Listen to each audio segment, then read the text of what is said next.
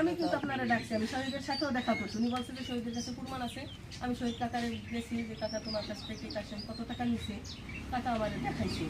উনিও সব কাগজ দিয়ে দেখাইছে যে এই জায়গা 25,000, এই জায়গা 50,000, এই জায়গা 29,000, বিভিন্ন দাগে বিভিন্নভাবে উনি নিচ্ছে। তো নেওয়ার পরে মনে মনে ভাবলাম যে ছেলেটা তো টাকা রোজগার করছে কষ্ট করে, ওনার জন্য না, তার সন্তানদের জন্য টাকাটা আমার ফেরত দেওয়া উচিত। আমি আমার দুই ছেলেরা একত্রে করে আমি তাদের সাথে কথা বলছি যে তোমার বাবা এরকম একটা কাম শেষ বয়সে করছে মৃত্যুপ্রায় অবস্থায়, এখন কী করতে চাও?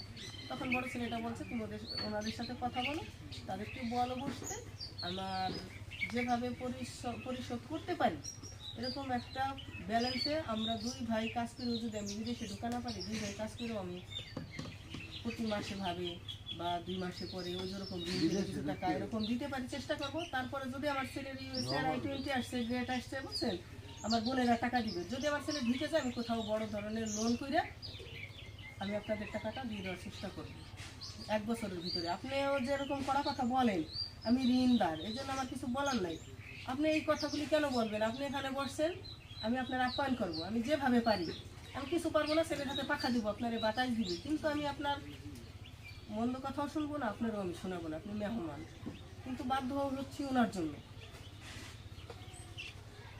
এখন ওনার টাকার জামিনটা কি আপনি দিতে চান?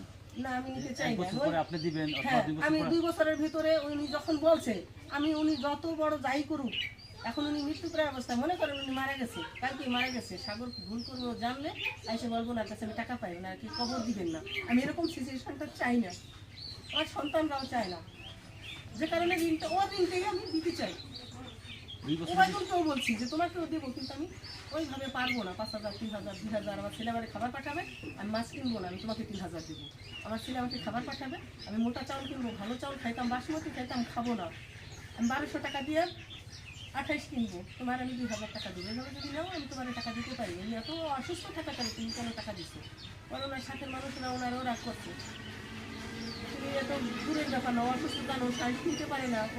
ও যখন এই যে সাগর বলে যে টাকা নিচ্ছে, যখন নিচ্ছে তখনও কিন্তু শ্বাস নিতে পারতো না, তখনও হাঁটতে পারতো না, হাঁটতে যে এই পাশে ওই পাশে।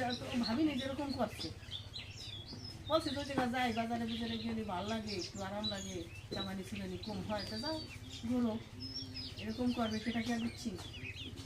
এখন আমরা কি করবো?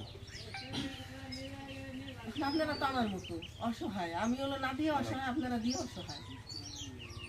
এখন আপনার কথা তো আমার বাচ্চাদের, আমার নাবালক 2টা বাচ্চা, তাদের উপরে আসবে।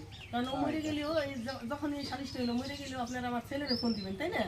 যে তোমার বাবার কাছে ঋণ ছিলাম, এরকম দরবারি ছিল, টাকাটা পরিশোধ করো। আমার ছেলেরা কিন্তু পালাইতে পারে।